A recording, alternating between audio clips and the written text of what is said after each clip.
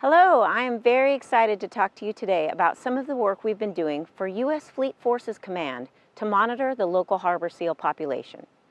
Marine mammal conservation is my job for the Navy, and so it is critical to understand the Navy's potential impact to marine life and to find ways to minimize any impacts.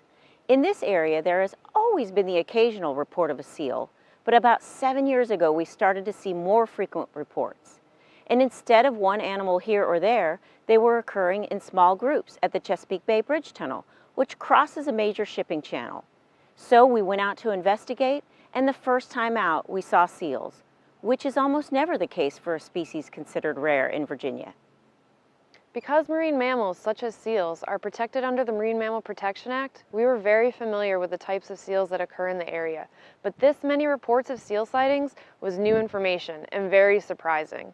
So we set up a study in 2014 to systematically investigate seal presence at several places where seals come out of the water to rest in Virginia, also known as haulouts.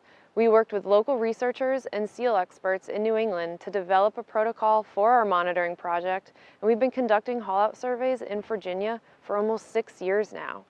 So from our surveys, we've found that seals regularly occur in Virginia every year from the fall to spring. The most common species we see here in Virginia is the harbor seal, although we do occasionally see a gray seal. And from the data that we've collected so far, we've estimated a minimum population of about 160 harbor seals for the area.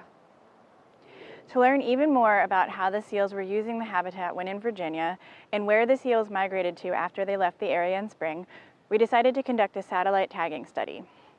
Working with several research partners, we tagged harbor seals by capturing them in nets and holding them temporarily on shore to glue a tag on their fur. The tag will stay on the seal until they molt their fur in late spring and early summer, once they are further north.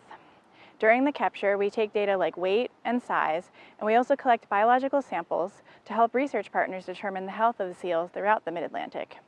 So far, we have tagged 9 harbor seals and have plans to continue tagging next fall. All of our survey and tagging work is done under NOAA research permits. The latest addition to this project is the use of remote or trap cameras that take time-lapse photos of the areas where the seals haul out. This is really a cost-effective way to gather data, and it will give us a lot of detail on how often they haul out versus when they're in the water. And in the water is where they're most likely to be exposed to Navy activities. Stewie, do you know why this is important to the Navy? Well, we need to understand if seals are using the same areas as where the Navy trains and tests, and how often they might be there. With this data, we can better plan our activities and develop any needed protective measures. To learn more about this or other Navy monitoring projects, check out the U.S. Navy Marine Species Monitoring webpage.